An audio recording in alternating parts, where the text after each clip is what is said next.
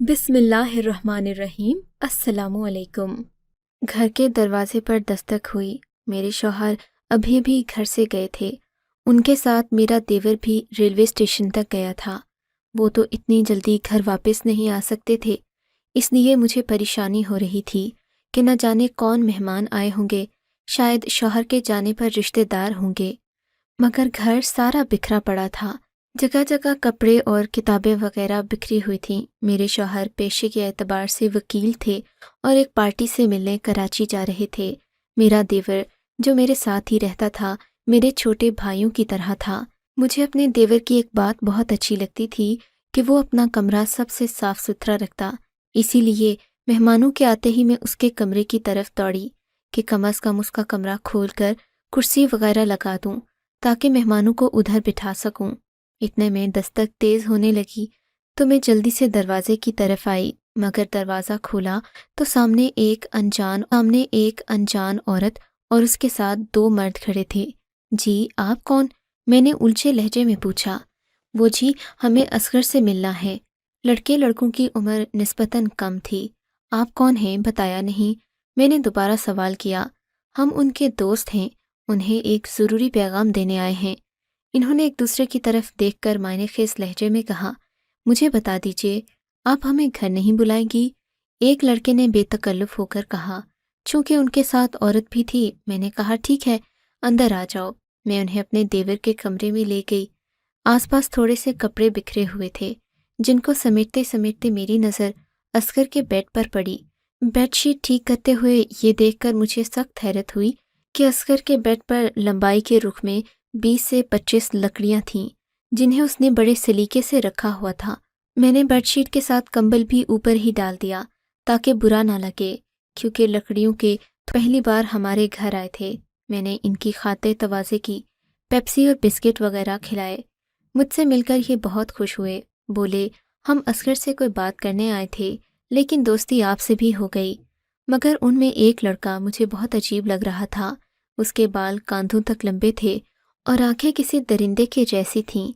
خیر ابھی اصغر کے آنے میں وقت تھا۔ کہنے لگے ہمیں ابھی جانا ہے، اگر اصغر آئے تو اسے ہمارا پیغام دے دیجیے گا کہ ہم سے رابطہ کر لے۔ ان کے جانے کے بعد میں نے سوچا کہ ان لوگوں نے خود اصغر سے رابطہ کیوں نہیں کیا، آج کل تو موبائل فون کا دور ہے۔ پھر سوچا کہ شاید اس کا نمبر بند ہو، مگر وہ ذمہ دار بچہ تھا، ایسا کیسے ہو سکتا تھا؟ خیر میں بھی اس بات کو بھول بھال گئی۔ اصغر شام گئے تک پہنچا۔ میں نے اسے اس کے دوستوں کے بارے میں بتایا تو وہ حیرت سے پوچھنے لگا، بھابی کیا ان کے ساتھ کوئی لڑکی بھی تھی؟ جی جی لڑکی بھی تھی، تبھی تو میں نے انہیں گھر بٹھایا۔ میں نے تھی؟ جی جی لڑکی بھی تھی، تبھی تو میں نے انہیں گھر بٹھایا۔ میں نے وضاحت کی، مگر آپ آئندہ کسی کو بھی گھر کے اندر مت آنے دیجیے گا، چاہے وہ خود کو میرا دوست ہی کیوں نہ ظاہر کریں۔ اصغر نے کہا تو میرا ماتھا ٹھنکا۔ کیوں اصغر، کیا تم اس لڑکی کو نہیں جانتے؟ کہیں ایسا تو نہیں کہ اس لڑکی سے مل کر اس سے ملاقاتیں کرنے کے بعد تم بدل گئے ہو اور اس کے بھائی اس لڑکی کے ساتھ تمہارا حساب چکتا کرنے آئے ہوں؟ میں نے اپنا دماغ لڑایا۔ خدا کا خوف کریں بھابی، ایسا کچھ نہیں ہے، آپ مجھے غلط سمجھ رہی ہیں۔ بس وہ لوگ ذرا دور کے ہیں، میں ان سے دوستی نہیں رکھنا چاہتا، خود ہی آ جاتے ہیں۔ اب میں اپنی پیاری بھابی پر اپنے دوستوں کا بوجھ تھوڑی نہ ڈالوں گا۔ اصغر نے بے تکلفانہ ہو کر میرا ہاتھ تھامنے کی کوشش کی۔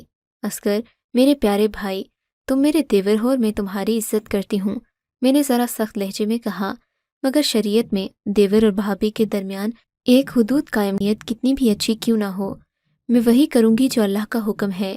میری بات پر اصغر کہکہے لگانے لگا، اف بھابی آپ یہ کیسی باتیں کرتی ہیں؟ اچھا بھائی میں آپ کے پاس نہیں آؤں گا، میں تو آپ کو اپنی بڑی باجی مانتا ہوں۔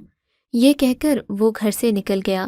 پھر جاتے جاتے واپس آیا اور چہک کر بولا، بھابی میں آپ کے لیے آج ایک ایسی چیز لاؤں گا جو آپ نے اس سے پہلے نہ دیکھی نہ اس کے بارے میں سنا ہوگا، دیکھیے گا آپ خوش ہو جائیں گی۔ اس کی بات سن کر میں سوچ میں پڑ گئی۔ شوہر بھی گھر پر نہیں تھے۔ ان لوگوں کے آنے کے بعد سے مجھے ایک عجیب سا ڈر لگ رہا تھا۔ دیور کو بھی روک نہیں سکتی تھی، کس رشتے سے روکتی، وہ میرا سہارا نہ تھا۔ اس بات کا خیال تو میرے شوہر کو کرنا چاہیے تھا۔ خیر شام کے وقت وہ واپس آیا۔ اس کے ہاتھ میں نیلے رنگ کا ایک بڑا سا شاپر تھا۔ جسے اس نے میرے سامنے رکھ کر کھولا۔ اس میں سے انتہائی نفیس اور خوبصورت لباس برآمد ہوا جو لال رنگ کا تھا۔ میں نے تو ایسا لباس اپنی شادی پر بھی نہیں پہنا۔ میں نے حیرت سے کہا، ہاں تو بھابھی کیا ہوا، اب پہن لیجئے گا نا، اتنا خوبصورت لباس آپ کو بھیا نے کبھی نہیں لا کر دیا ہوگا۔ میرے دیور نے اپنے بھائی کا ذکر کیا تو مجھے اچھا نہیں لگا۔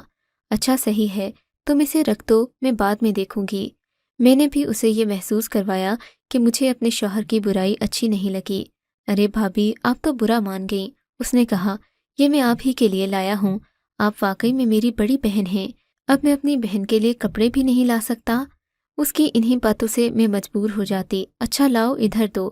میں نے وہ سوٹ لے کر الماری میں رکھ دیا، مگر اس میں سے عجیب سی بدبو آ رہی تھی۔ یوں لگ رہا تھا جیسے اس کپڑے کو کسی گندے محلول میں دھویا گیا ہو، مگر کپڑا واقعی اتنا نفیس تھا کہ میں نے اس سے پہلے نہیں دیکھا تھا۔ شام کا کھانا بنانے کے بعد میں نے اصغر سے کہا کہ وہ اپنا صفائی کر لے، مہمان آتے ہیں، جبکہ اس کے کمرے میں کچھ لکڑیاں پڑی تھیں۔ اچھا نہیں لگتا کہ گھر میں ایسی چیزوں کو رکھا جائے۔ میری بات سنتے ہی نرم اور اچھے لہجے والا اصغر غصے سے بھڑک اٹھا، بھابھی آپ نے ان لکڑیوں کو ہاتھ بھی کیسے لگایا؟ وہ اس قدر غصے میں تھا کہ میں بھی خوفزدہ ہو گئی۔ کیوں بھئی، میں نے تو ہاتھ نہیں لگایا، بس اوپر چادر ڈالی تھی۔ میرے بات کرنے پر اصغر کمرے کی طرف بھاگا، جیسے ان لکڑیوں کو دیکھنا اس کے لیے ثواب کا کام ہو۔ واپس آیا تو مطمئن تھا، ٹھیک ہے بھابھی، مگر آئندہ میرے کمرے میں یوں مت جائیے گا، مجھے اچھا نہیں لگتا۔ اس کی اس بات پر مجھے حیرت ہوئی، آخر ایک چھڑے چھانٹ لڑکے کو اپنا کمرہ چھپانے کی کیا پڑی ہے؟ مگر چونکہ میرے شوہر گھر نہیں تھے، اس لیے میں اپنے دیور سے محتاط رہ رہی تھی۔ رات کا کھانا کھانے کے بعد وہ اپنے کمرے میں چلا گیا۔ میں نے بھی دروازے کو اندر سے اچھی طرح لاک کر لیا اور سونے کے لیے لیٹ گئی۔ مجھے گھنٹے ہی گزرے ہوں گے کہ کمرے سے باہر ایک عجیب سے شور کی آواز سنائی دی۔ ایسا لگ رہا تھا جیسے چھت پر 10 لوگوں کے چلنے کی آواز آ رہی ہو۔ یہ سن کر میں گھبرا گئی، مجھ سے رہا نہیں گیا، دروازہ کھولا اور باہر آ گئی۔ میں نے دیکھا تو قدموں کی آواز لمحہ بلمحہ قریب ہوتی جا رہی تھی۔ میں بھاگ کر اپنے دیور کے کمرے میں گئی، وہاں روشنی کھلی ہوئی تھی، مگر میرا دیور کہیں نہیں تھا۔ یہ دیکھ کر مجھے بہت گھبراہٹ ہوئی، میں جلدی سے اپنے کمرے کی طرف دوڑی۔ میرے لیے اس وقت بہتر یہی تھا کہ میں اپنے کمرے میں بند رہوں۔ میں پچھتانے لگی کہ اپنے کمرے سے باہر ہی کیوں آئی، لیکن جیسے ہی میں نے اپنے کمرے میں قدم رکھا، پیچھے سے کسی نے میرے منہ پر ہاتھ رکھا، پھر میرے سامنے ایک نقاب پوش آ گیا، جسے دیکھتے ہی میری جان نکل گئی۔ اف خدایا، یہ تو ڈاکو تھے۔ میں نے دل میں اللہ سے اپنی عزت کی حفاظت کی دعا مانگی۔ اپنی بند ہوتی آنکھوں سے میں نے آخری منظر یہی دیکھا کہ دونوں نقاب پوش ایک دوسرے سے باتیں کر رہے تھے، اور پھر انہوں نے میرے سر پر کوئی چیز دے ماری۔ اس کے بعد مجھے کچھ ہوش نہ رہا کہ میں کہاں ہوں۔ جب میری آنکھ کھلی تو صبح کے شاید 10 بج رہے تھے۔ میں نے اللہ کا شکر ادا کیا کہ میری جان اور عزت محفوظ رہی۔ سر میں درد کی ٹیسیں اٹھ رہی تھیں، ایسا لگ رہا تھا جیسے کسی نے بہت زور سے سر پر پتھر دے مارا ہو۔ میں اٹھ کر ادھر ادھر دیکھنے لگی، کمرے میں کوئی بھی نہیں تھا۔ فوراً مجھے اپنے دیور کا خیال آیا، میں اس کے کمرے کی طرف بھاگی۔ وہاں جا کر دیکھا تو وہ بھی اوندھے منہ فرش پر گرا ہوا تھا، اس کے سر سے ہلکا ہلکا خون نکل رہا تھا اور وہ بے ہوش لگ رہا تھا۔ بتاتی چلوں کہ پہلا خیال میرے ذہن میں بھی یہی آیا تھا کہ رات کو ہمارے گھر ڈاکو آئے ہوں گے، جنہوں نے ہم دونوں کو بے ہوش کرنے کے بعد گھر سے سارا سامان لوٹ لیا۔ مگر یہ دیکھ کر مجھے سخت حیرت ہوئی کہ کمرے میں ہر قسم کا سامان موجود تھا، کوئی بھی چیز اپنی جگہ سے نہیں ہلی تھی، حتیٰ کہ میرے کمرے میں بھی ہر چیز صحیح سلامت تھی۔ دیور کے کمرے میں بھی ہر چیز اپنی جگہ رکھی تھی، صرف اس کی حالت خراب تھی۔ میں اپنے پڑوسیوں کو بلا لائی، میں اسے ہسپتال لے کر گئی۔ ہسپتال والوں نے کہا کہ اس کی حالت بہت نازک ہے، خون کافی بہہ چکا ہے، اس لیے ان کو خون کی بوتل لگانا پڑے گی۔ خون لگنے کے بعد اصغر کو تھوڑا ہوش آیا، تب تک میں نے جا کر اپنے شوہر کو فون کر کے سارے معاملے کے بارے میں آگاہ کیا۔ وہ بولے کہ میں 6 گھنٹے کے اندر اندر گھر واپس پہنچ جاؤں گا، پیسے تو زیادہ لگیں گے مگر اس وقت میرا وہاں ہونا ضروری ہے۔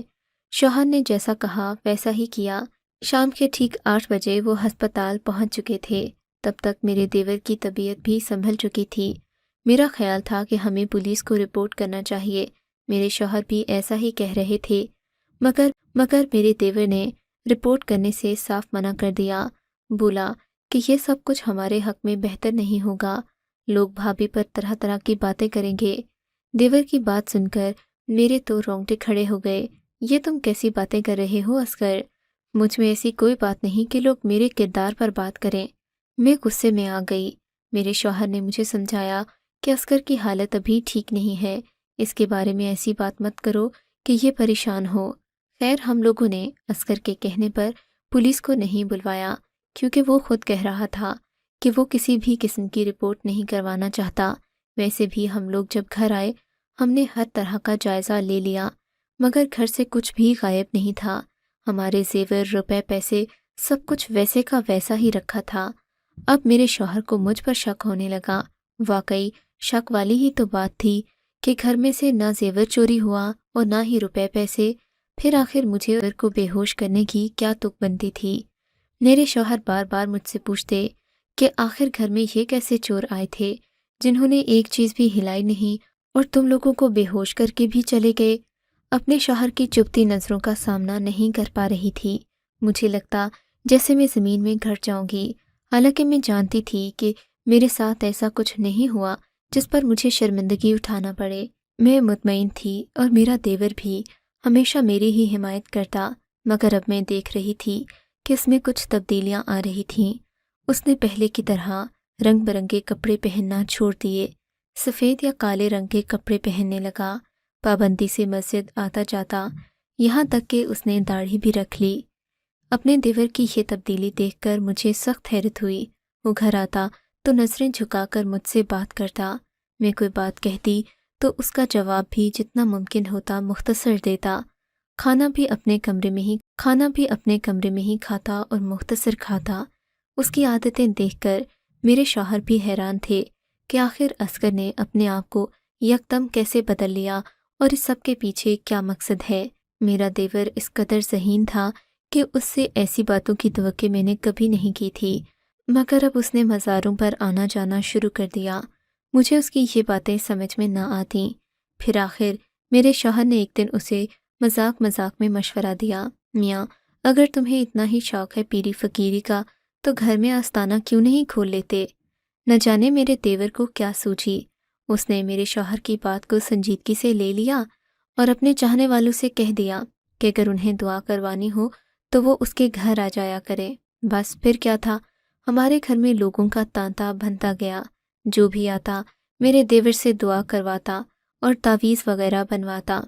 اس سب سے ہمارے گھر میں لوگوں کی چہل پہل۔ میرے شوہر نے جب دیکھا کہ ان کے بھائی کا یہ شوق ختم نہیں ہونے والا تو انہوں نے بیٹھک کو گھر سے علیحدہ کر دیا اور دروازہ وغیرہ ایسا رکھا کہ وہ باہر کی جانب کھلتا تھا۔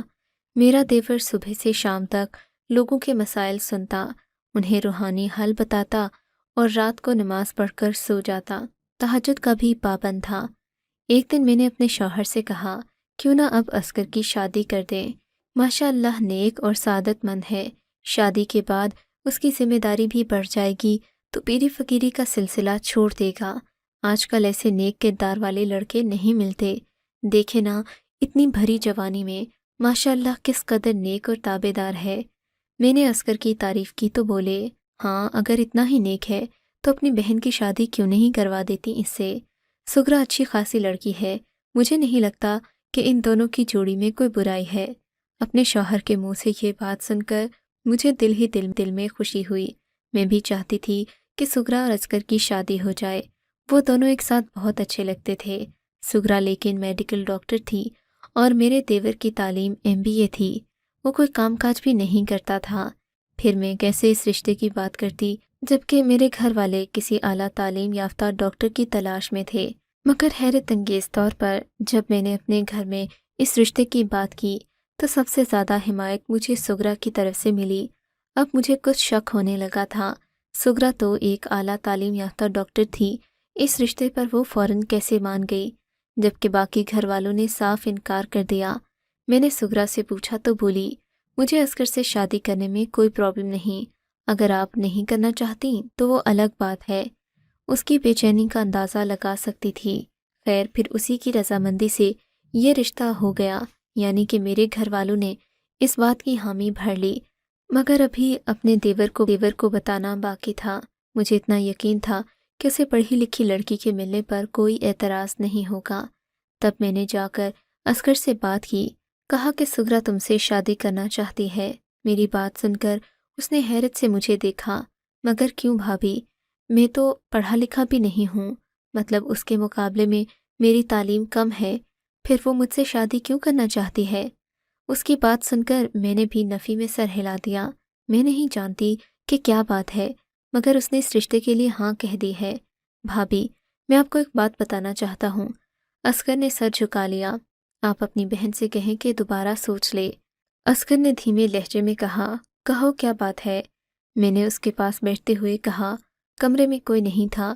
تب اس نے اپنی بات شروع کی، بھابھی آپ تو جانتی ہیں کہ انسان خطا کا پتلا ہے، اور میں نے بھی ایک ایسی خطا کی ہے جس کے بعد خود کو معاف کرنا مشکل ہے۔